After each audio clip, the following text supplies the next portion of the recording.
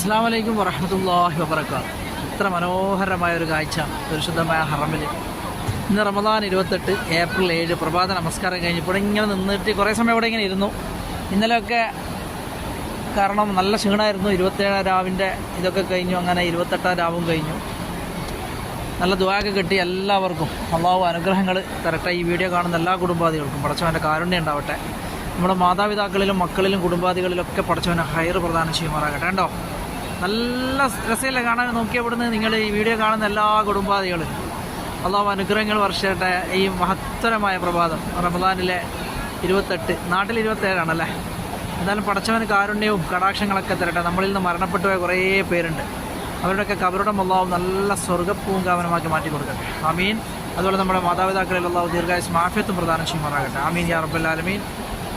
എല്ലാവർക്കും നല്ല ഈ കാഴ്ച സമ്മാനിക്കണം കേട്ടോ. അസ്സലാമു അലൈക്കും.